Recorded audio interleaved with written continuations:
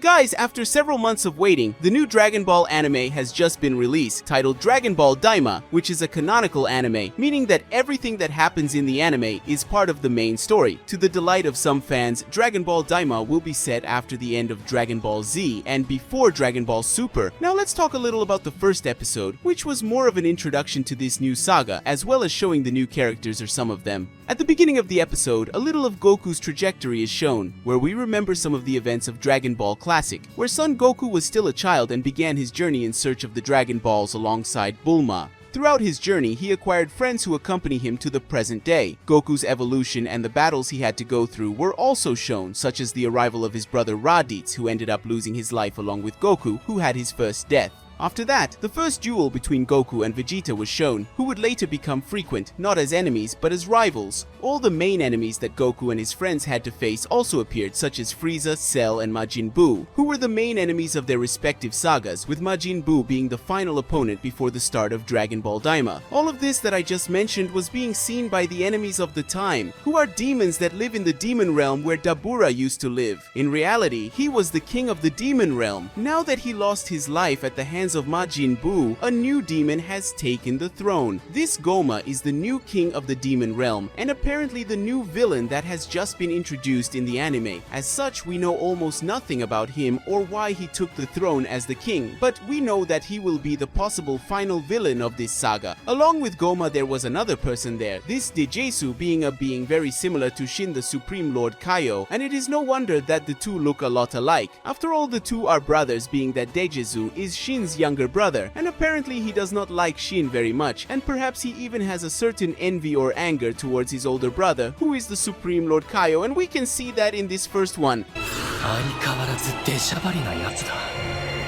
神押しなんて偉そうに。まさか人間たちを助けるつもりか。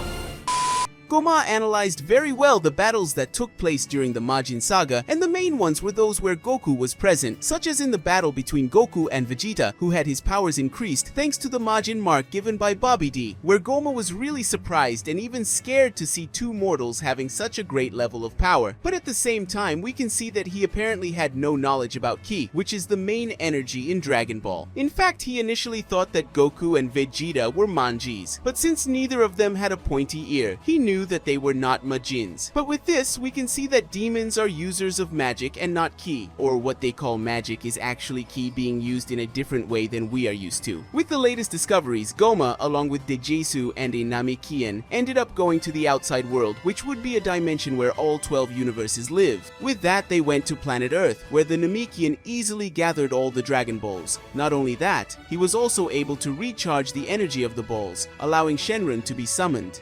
With that, Goma decided to use one of his 3 wishes to transform all those who took part in the battle against Majin Buu so that their bodies would become younger, thus transforming Goku and his friends into mere children, losing their strength and thus ceasing to be a threat to Goma and his future plans. That was a summary of the first episode of Dragon Ball Daima, and now we're going to talk about what could happen in the next episode or episodes. After all, we have a huge range of possibilities for the continuation of this saga, which seems like it's going to be very good and nostalgic for older fans. As we already know, this saga takes place before the introduction of divine beings like Beerus Whis, and as such, none of them will appear directly in the anime. Maybe they will be mentioned, but they will not appear directly, or maybe not. As we well know, before the beginning of Dragon Ball Super, the divine beings were far away from Earth because they had no interest in it. Until Beerus woke up from his sleep of several years where he dreamed of the Super Saiyan God who took him and Whis to planet Earth. So during Dragon Ball Daima, Beerus will still be sleeping peacefully, so he is certain that he will not appear at any time. But what about Whis? We know that he, as the angel responsible for the 7th universe, is always keeping an eye on the universe as a whole, so maybe he will appear at some point, but it would be a brief appearance. But how could he end up appearing? Well, that is a theory for another time. Now that all the warriors are younger and therefore weaker, most of them should be practically useless in a fight against any possible enemy, with a few few exceptions like Goku and Vegeta, who were already stronger than normal humans since their childhood.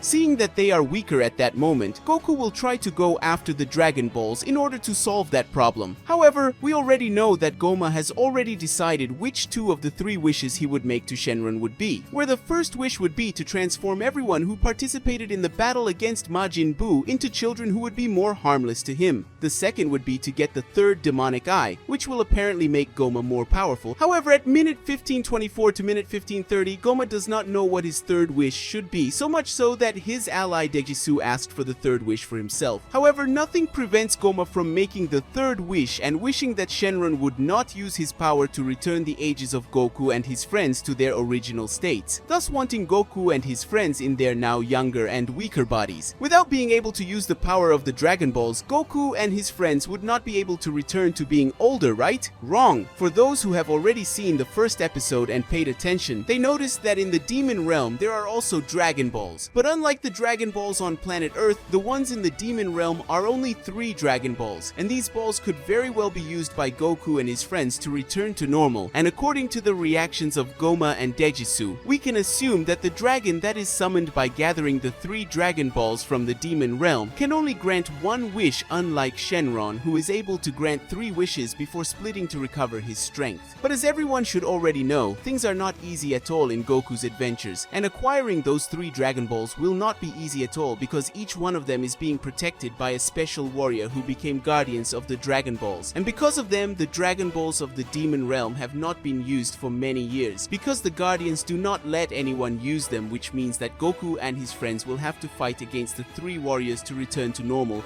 and recover their strength for the possible final battle that will probably be against Goma, who until now has been presented as the main villain. And it is at this moment that we will be able to see a new transformation on Goku's part, and the reason is quite simple. In practically every moment in which there is a battle against a very powerful enemy with the ability to defeat everyone easily, someone awakens a new power or a new transformation, and it is almost certain that during Goku's battle against the guardians of the Dragon Balls of the Demon Kingdom, he will be able to awaken a new transformation that will probably be a temporary and not permanent transformation, since Dragon Ball Daima is following the original story and is canon just like Dragon Ball Super, so he will not have a permanent transformation, but rather a temporary one in his new child. And with this new transformation, he will be able to defeat the guardians of the Dragon Balls and the final villain of this saga. Maybe we will finally have Super Saiyan 4 becoming canon, or a completely new transformation that has never been seen or created until now. We can only theorize for now, but that Dragon Ball Daima has many possibilities and theories. That is without a shadow of a doubt.